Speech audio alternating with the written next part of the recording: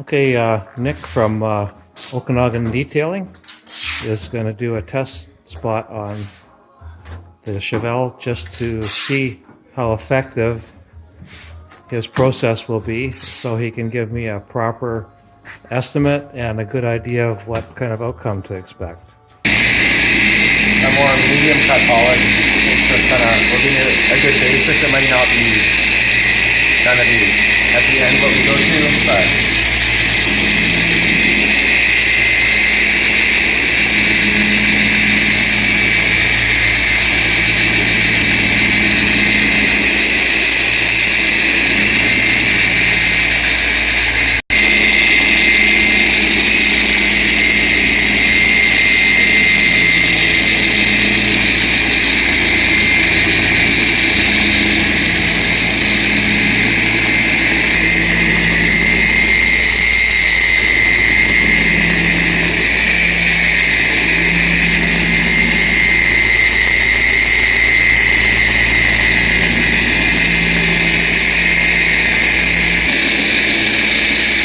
So this is the second pass with the same product after wiping away the first stuff.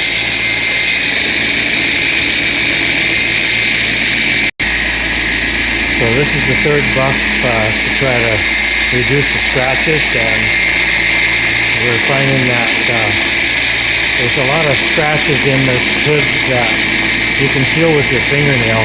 That means they're real deep, so you have to be really aggressive about going deep on these scratches.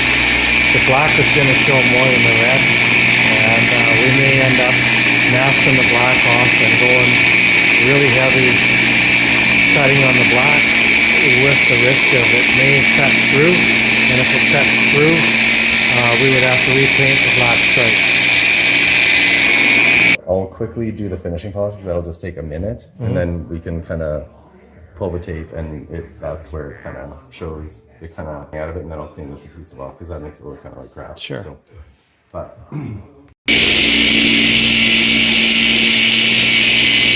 So this is the last buffing step.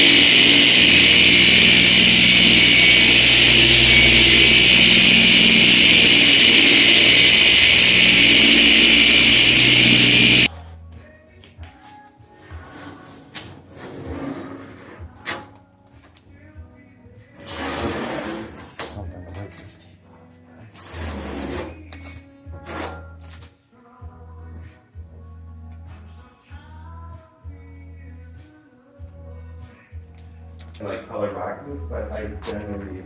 So there's the difference in the way it looks before and after the polishing kind of and the buffing. Well. And So if you kind of follow, you will see that there's still some scratches that do remain in the car, but this is the option that you have to go for a buff over the whole car and shine and polish, compared to going out and getting the car repainted.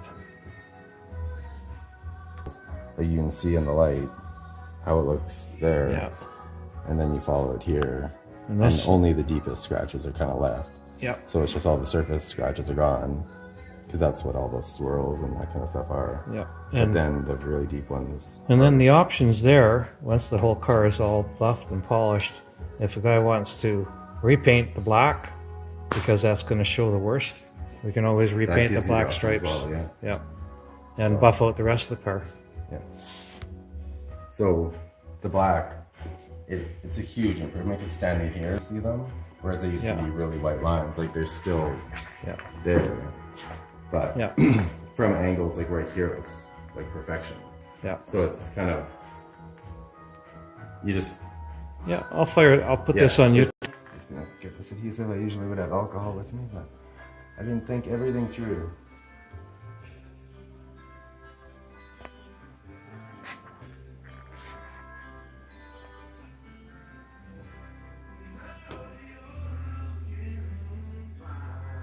Really appreciate you coming down to do this. No problem at all. I'd rather give a accurate quote, and especially when it's a car that I like, I mind working on them less.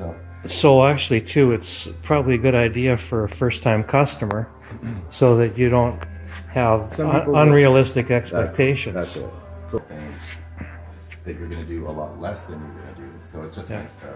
So I always found in my work it's better off to under promise and over deliver. That's kind of the thing. Yeah. Or like to give them something viable, like you find the worst spot. Yeah. And you do the worst spot, and then they have that expectation that everything's going to come out better than that. But they know what the worst part is going to be. So it's kinda, Okay, great. So I'll fire this off to John, and I'll know real quick whether or not we want to follow through with the whole job. Yeah. And you're thinking that we could top end burn $1,000 on this. Yeah. Bottom end 500. Bottom end 500. Okay. So it's going to be somewhere in that range, depending on whether you want to. Plus the cost of any color touch-up. Touch-up, if depends how far we get into it, but right around 500 is going over the whole car twice, getting something similar to this result, and then if you want to go further, that's when it would go up. And then my touch-up guy, I can't see anything over $150 Okay. once here. Okay, good. I'm going to cut it off there.